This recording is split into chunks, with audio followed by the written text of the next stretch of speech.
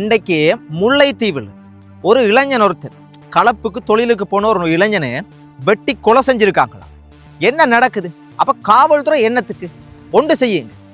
பாதுகாப்புக்கு மக்களுக்கு காவல்துறை ஒன்று இருக்கு தானே. மக்களினுடைய வரிப்பணத்துல இருந்து தானே அவங்க சம்பளம் எடுக்கிறாங்க, எல்லா சலுகையும் பெற்றுக்கொள்றாங்க. அவங்க இல்லாம இருந்தாலும் நல்லதான் போல. ஏன்னா அவங்க இருந்து என்ன பிரயோசனம்? அதே மாதிரிதான் துப்பாக்கி சூடு சம்பவங்கள் எந்த நாளும் நடக்குது, தொடர்ச்சியா நடந்து கொண்டு இருக்கு. இப்ப நேற்று இரவும் நடந்தது, அதையும் நான் உங்களுக்கு கதைக்கிறேன். அதுக்கு முதல் இன்றைக்கு முல்லைத்தீவுல ஒரு இளைஞனை வெட்டி கொலை செய்திருக்காங்கன்னு போலீஸ் எல்லாம் இந்த மோப்ப நாய்களோட அறம்புறம் அங்க போறாங்க, இங்க வராங்க, மக்கள் எல்லாம் சுத்தி நிக்கிறாங்க. பார்க்கும்போது ஏதோ பயங்கரமான ஒரு த்ரில்லரான ஒரு மோசமான ஒரு எக்ஷன், ஒரு படம், ஒரு சினிமா மாதிரி இருக்கு. சினிமாவையே மிஞ்சிட்டு அந்த அளவுக்கு எங்கட காவல்துறை அப்படிதான் திரிவாங்க. ஒரு விஷயம் நடந்ததற்கு பிற்பாடு செயற்படுறதுல, விசாரிக்கிறதுல, விசாரணை எழுதுறதுல முக்கியம். காவல்துறையின் ஒன்று இருக்குண்டா அந்த கிராமத்துல சாதாரணமான குற்றங்கள் நடக்கலாம். ஆனா ஒரு நபரை, ஒரு மக்களை வெட்டியே கொலை செய்கிற அளவுக்கு சம்பவங்கள் நடக்குதுண்டா காவல்துறை மேல பயம் இல்லை. என்ன நடக்குது? சரி, என்னதான் நடந்தது?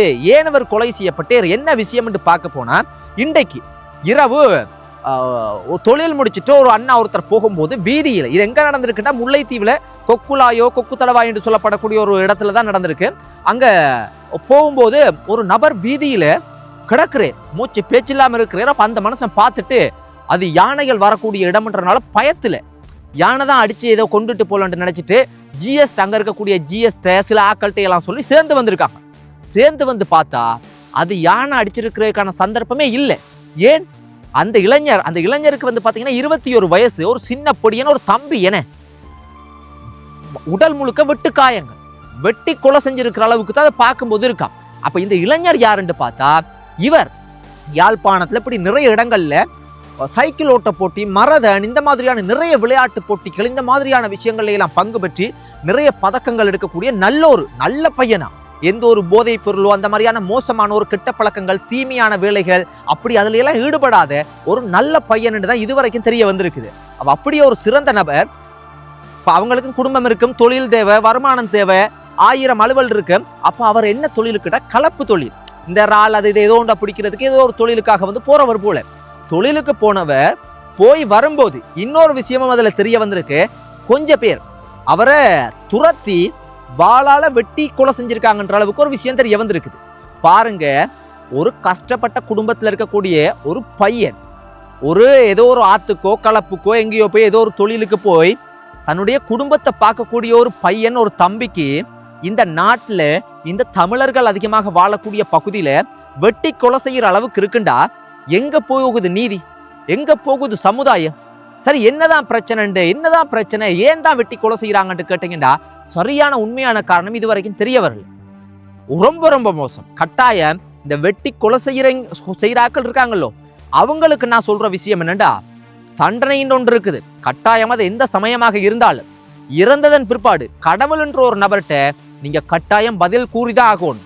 நீங்க இந்த பூமியில இருக்கும் போதே நீங்களும் மிகப்பெரிய கஷ்டத்தையும் துன்பத்தையும் அனுபவிச்சுதான் இறந்து போவீங்க. எவ்வளவு கவலையா இருக்கு. ஒரு 21 வயசு பொடியன்டா எவ்வளவு வாழணும், எவ்வளவு வாழ்க்கை இருக்குது, எவ்வளவு அழகான முறையில நிறைய கனவுகளோட இருந்திருப்பான். அப்ப அந்த பையனை வெட்டி கொலை செய்யற அளவுக்கு என்னையா கோபம், என்ன கோபம், என்ன பிரச்சனையா இருந்தாலும் பேசி தீர்த்து கொள்ளுங்க. அதே மாதிரிதான் இன்னொரு சம்பவம்.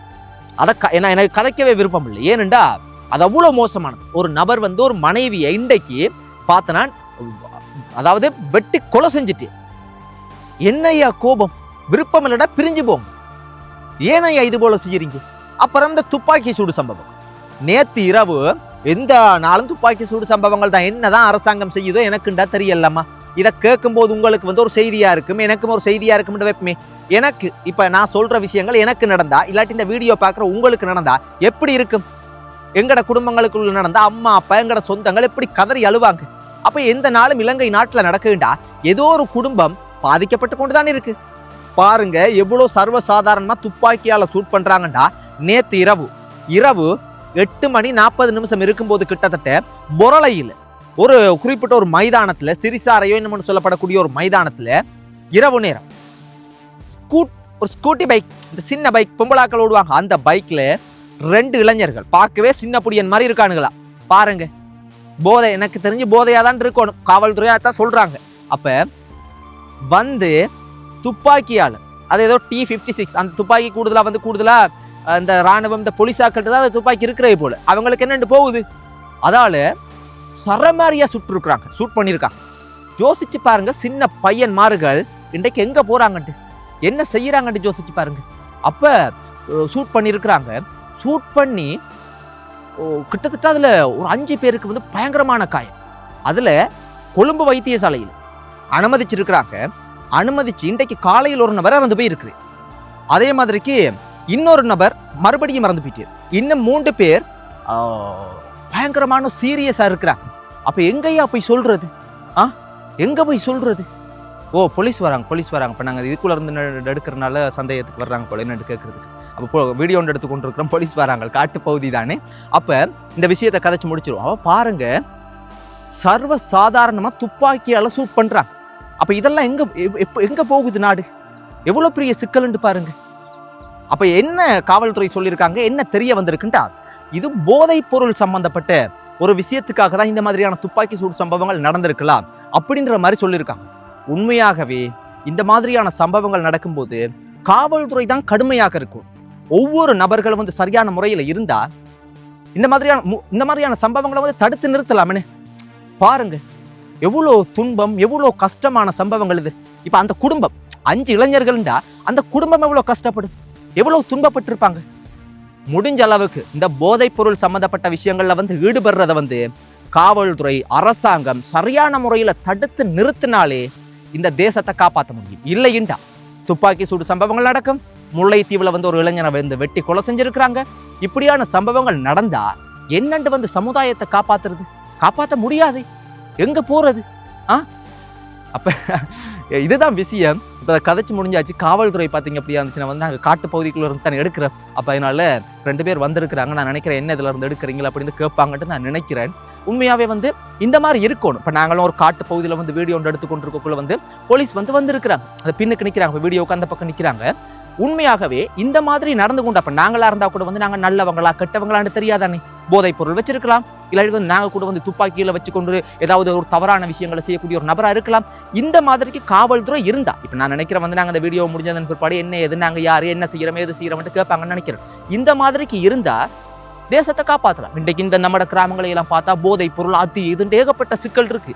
காவல்துறை இது போல நடந்து கொண்டாதான் இளைஞர்களை காப்பாற்றலாம். இன்றைக்கு பாருங்க, ஒவ்வொரு இளைஞர்களும் போதைப் பொருளுக்கு அடிமையாகி தானே வந்து இந்த வாழ்க்கையை நாசமாக்குறாங்க. சரி, முடிப்போம். அவங்க என்ன கேட்க போறாங்களோ தெரியல. நன்றி சொந்தங்களே. குடும்பத்தில் இருக்கக்கூடிய ஒவ்வொரு அம்மா அப்பாக்களும் உங்களோட பிள்ளைகளை கவனமாக பாதுகாத்துக் கொள்ளுங்க. அதை தான் சொல்ல முடியும். நன்றி.